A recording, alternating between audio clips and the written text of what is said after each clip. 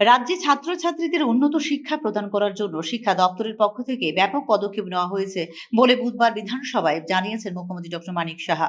এর অঙ্গ হিসেবে গত 5টি আর্থিক বছরে রাজ্যে বুনিয়াদী শিক্ষা অধিকারের অধীনে এখন অবধি বিভিন্ন স্তরের মোট 4,656 জন শিক্ষক শিক্ষিকা নিয়োগ করা হয়েছে বলে জানিয়েছেন মুখ্যমন্ত্রী ডক্টর মানিক সাহা।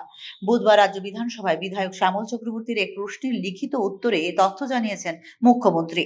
ছাত্রছাত্রীদের উন্নত শিক্ষাদানের জন্য টিচার্স রিক্রুটমেন্ট বোর্ড ত্রিপুরার মাধ্যমে টেট পরীক্ষা উত্তীর্ণ শিক্ষক শিক্ষিকাদের নিয়োগ করার ফলে বেড়েছে গুণগত শিক্ষার মান। এই সময়ে যে 4,656 জন শিক্ষক শিক্ষিকা নিয়োগ করা হয়েছে তাদের মধ্যে স্নাতক শিক্ষক রয়েছেন 3,615 জন এবং অস্নাতক শিক্ষক রয়েছেন 1,041 জন। 2022 সালের 18 নভেম্বর থেকে রাজ্যে নিপুণ ত্রিপুরা মিশন চালু করা হয়েছে।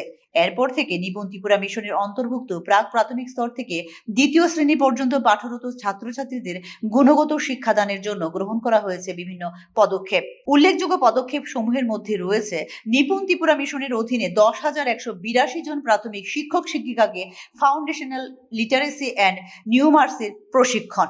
এতে বিদ্যালয়গুলিতে কার্যক্রম ভিত্তিক পাঠদান শুরু হয়েছে।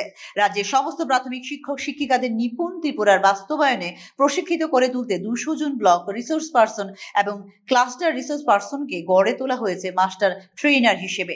শিশুর প্রাক শৈশবকালীন যত্ন এবং শিক্ষা দেওয়ার জন্য এখন পর্যন্ত 2,648 জন শিক্ষক শিক্ষিকাদের দেওয়া হয়েছে প্রশিক্ষণ। পিএম পোষণ প্রকল্পে রাজ্যের সমস্ত সরকারি ও সরকারি অনুমোদনপ্রাপ্ত বিদ্যালয় ও মাদ্রাসায় পাঠরত প্রথম থেকে অষ্টম শ্রেণী পর্যন্ত সকল ছাত্রছাত্রীদের প্রতি বিদ্যালয় দিবসে রান্না করা খাবার দেওয়ার ব্যবস্থা করা হয় বলে এদিন বিধানসভায় জানিয়েছেন মুখ্যমন্ত্রী ডক্টর মানিক সাহা।